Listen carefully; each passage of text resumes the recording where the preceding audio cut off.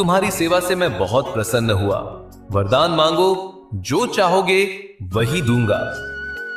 मुझे ऐसा वरदान दीजिए कि मुझे कभी कोई काम न करना पड़े।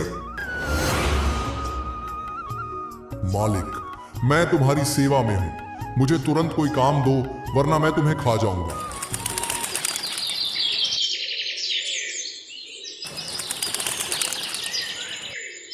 बहुत समय की बात है। एक गांव में एक ब्राह्मण अपनी पत्नी और बच्चों के साथ रहता था। उसकी जिंदगी में बेहद खुशहाल थी। उसके पास भगवान का दिया सब कुछ था। सुंदर सुशील पत्नी, होशियार बच्चे, खेत, जमीन, पैसे थे। उसकी जमीन भी बेहद उपजाऊ थी, जिसमें वो जो चाहे फसल उगा सकता था। लेकिन एक समस्या थी कि वो खुद बहुत ही ज्यादा आलसी था। अरे भाग्यवान, जरा पानी तो पिला दो। इतनी गर्मी में बाहर जाकर खेत देखने का मन नहीं करता। आप हमेशा बस आराम ही करते रहते हैं। खेतों की देखभाल नहीं करेंगे तो फसल कैसे उगेगी? अरे सब भगवान की कृपा है। वैसे भी हमारे पास बहुत अनाज है, क्यों मेहनत करनी? भगवान भी उन्हीं की मदद करते हैं जो खुद मेहनत करते हैं। जब तुम्हारे पास कुछ नहीं बचेगा तब समझ में आएगा। तभी एक साधु दरवाजे पर आकर खड़ा हो जाता है। ओम नमः शिवाय। बेटा, क्या कोई भिक्षा मिल सकती है?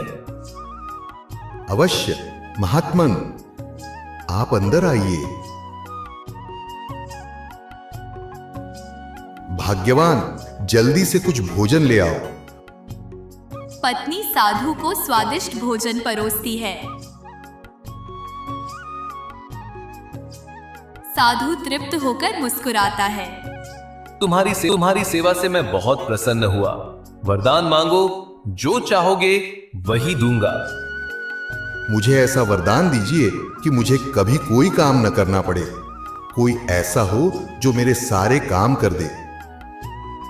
ये तो बहुत अजीब वरदान है, परंतु ठीक है। ध्यान रहे, तुम्हारे पास इतना काम होना चाहिए कि उसे हमेशा व्यस्त रख सको। साधु मंत्र पढ़ता है और एक विशालकाय जिन्न प्रकट होता है। जिन्न काले रंग का, लाल आंखों वाला और बहुत डरावना दिखता है।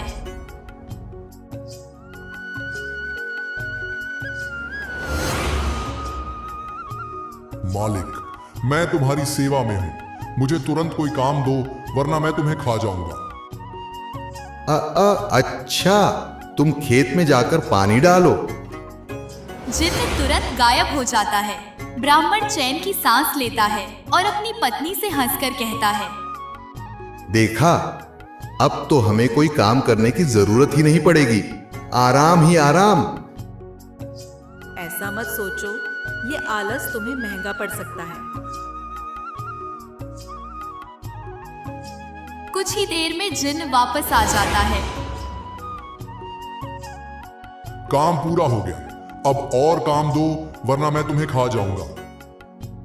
ठीक है, जाओ खेत जोत दो। इसमें तुम्हें पूरी रात लग जाएगी। जिन्न फिर गायब हो जाता है। ब्राह्मण अपनी पत्नी से मुस्कुराते हुए कहता है, अब तो कोई चिंता ही नहीं, बस आराम ही आराम। तुम बहुत बड़ी भूल कर रहे हो। इस जिन्न को काम देते देते तुम्हारी जान पर बनाएगी। थोड़ी देर बाद जिन्न फिर प्रकट होता है। काम पूरा हो गया, जल्दी से और काम दो। अब क्या करूं? कोई काम ही नहीं बचा। पत्नी मुस्कुराकर कहती है, मैं इसे एक काम देती हूँ। क्या? तुम इसे क्या काम दोगी? यह बहुत भयंकर है। बाहर जाकर हमारे कुत्ते मोती की पूंछ सीधी कर दो। ध्यान रहे, पूंछ पूरी तरह सीधी होनी चाहिए।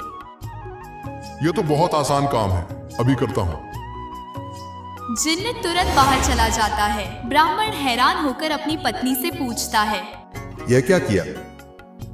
अगर वह पूंछ सीधी कर देगा तो? तुम चिंता मत करो, मोती की पूंछ कभी सीधी नहीं होगी। जब भी वह उसे छोड़ेगा वह फिर टेढ़ी हो जाएगी। अब जिन्न कभी वापस नहीं आएगा। ब्राह्मण रात भर परेशान रहता है।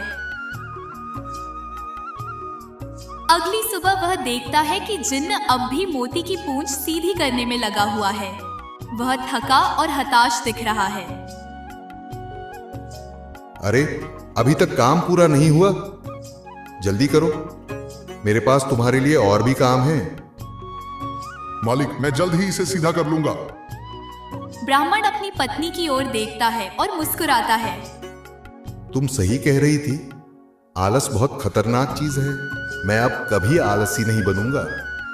तो वादा करो कि अब से तुम खुद काम करोगे। मैं वादा करता हूं कि मैं अब मेहनत करूंगा और अपने खेत की देखभाल खुद करूंगा। ब्राह्मण खेत जाता है, मेहनत से काम करता है और उसकी फसल लहलहा उठती है। दूसरी ओर जिन्न आज भी मोती की पूंछ सीधी करने में लगा हुआ है।